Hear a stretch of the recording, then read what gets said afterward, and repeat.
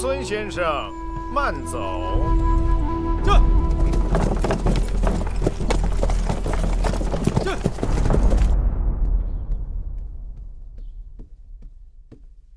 大王，公孙衍出走魏国，必成大患。王兄不仅不派人追捕，反而千金送他上路，这岂不是为虎添翼？寡人曾与他君臣一心，肝膽相照，共度艱难。如今他弃我而去，也许有他的不得已。若抓他回来，判罪获刑，寡人于心不忍。另外，会让天下尤氏谋臣猜忌我秦国和寡人不识人才，缺少胸怀。寡人权衡利弊，才派穆坚前去传旨。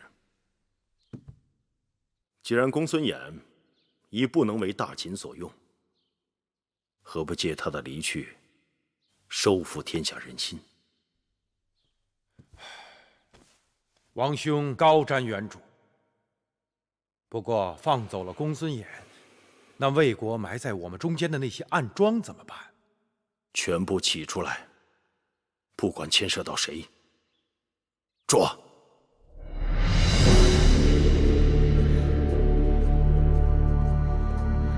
姐姐，你出去吧。是。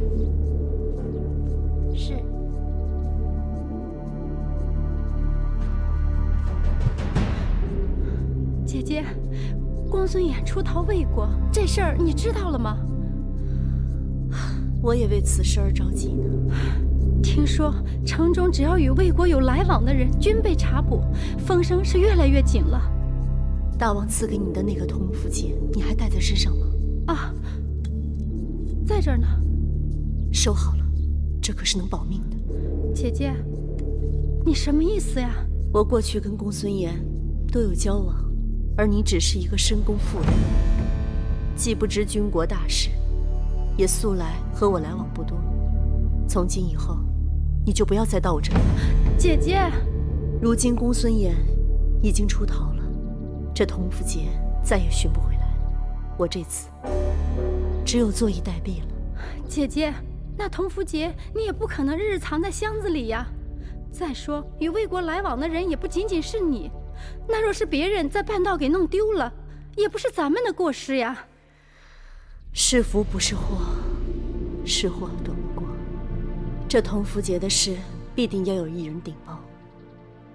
妹妹，姐姐叫你來，是有事要托付給你。你我雖非異奶同胞，但因從小一起長大，勝似親生姐妹。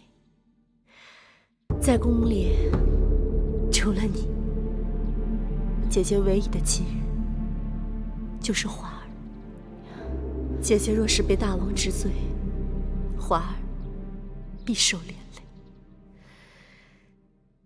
姐姐是想，華兒在宮中無依無靠，我只能把她托付給你了。你獨子尚有，華兒又一向與你親近。姐姐，你別再說了，容我們再想想法子，結果不一定有那麼糟糕呢。啊，把事情都想清楚了，就沒那麼糟糕。來，妹妹，讓姐姐看看你。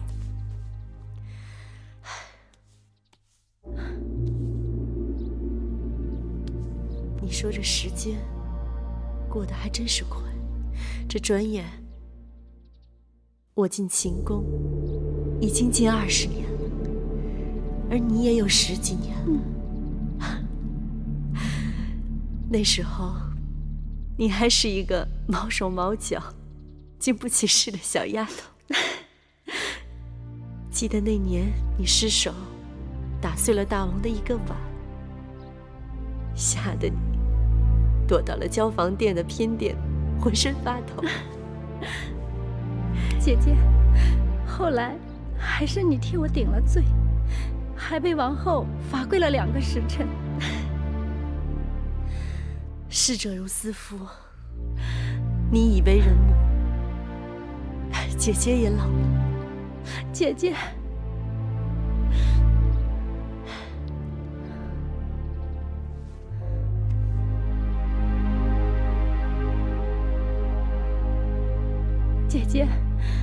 记得进宮那日，你頭上戴了一個碧玉簪，眾人都誇俊俏，連大王都忍不住多瞅了幾眼。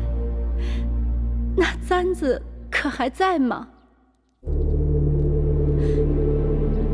在。姐姐，你把它赠予我吧，以後也是個念想。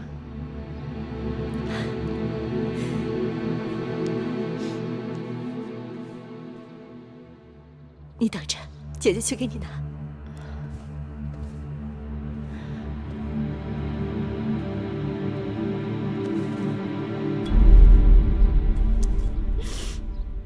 姐姐，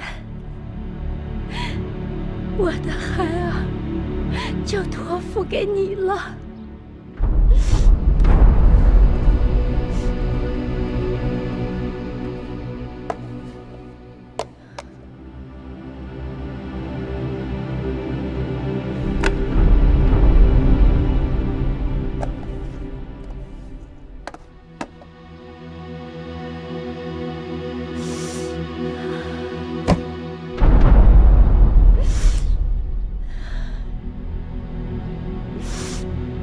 姐，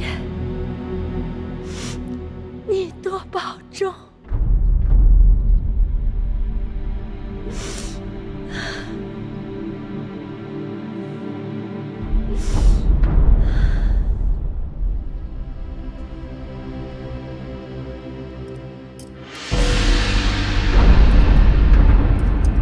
你们想幹什麼？